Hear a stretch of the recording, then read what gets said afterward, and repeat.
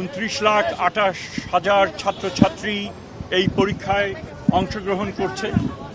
3,000-এর কিছু বেশি, এখানে আমরা জানি যে 30,000-এর কিছু বেশি প্রতিষ্ঠানে থেকে তারা পড়াশোনা করে এবং কেন্দ্র হচ্ছে প্রায় 3,815টি কেন্দ্রে এই পরীক্ষা সংগঠিত হচ্ছে। এটা বিশাল এক কর্মযজ্ঞ এবং এটা করতে গিয়ে আমরা নিশ্চিত করতে চেষ্টা করেছি যে ধরনের ব্যত্যয় মাঝে মধ্যে ঘটে যায় সেটা যেন না ঘটে।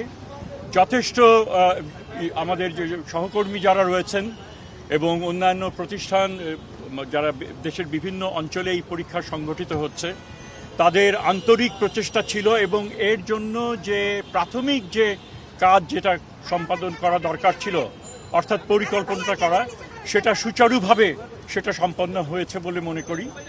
তবে আমরা আশা করি যে এই পরিবেশ বজায় থাকবে পরীক্ষার শেষ দিন পর্যন্ত।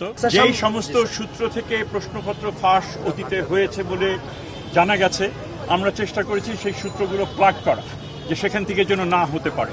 তো আশা করি আমরা সাকসেসফুল হব এবং আজকের আগে আমরা ওই ধরনের কোনো ঘটনা ঘটেনি এবং এক্ষেত্রে অবশ্যই একটা টপ প্রায়োরিটি এরিয়া হিসেবে আমরা এটাকে দেখেছি এবং কার্যকর একটা প্রয়োজনীয় ব্যবস্থা আমরা গ্রহণ করেছি। স্যার, পরীক্ষা শেষে 2 মাসের ভিতরে ফলাফল দেওয়ার একটা রেওয়াজ আছে।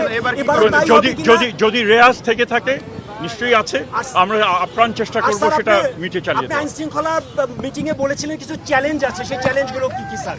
সেই চ্যালেঞ্জগুলো ওভারঅল চ্যালেঞ্জ, যেখানে নতুন করে আমার নিজের আবিষ্কার করা কোনো চ্যালেঞ্জ না। এই সার্বিকভাবে প্রশ্নপত্র ফাঁস সেটা একটা বিষয়, গুজব আরেকটা বিষয় ছিল। প্রশ্নপত্রগুলো নিয়ে যাওয়া, পরিবহন, উত্তরপত্র ফিরিয়ে আনা, এ সবই চ্যালেঞ্জ এবং সেগুলোই আমরা যথেষ্ট রকমভাবে আমরা চেষ্টা করছি।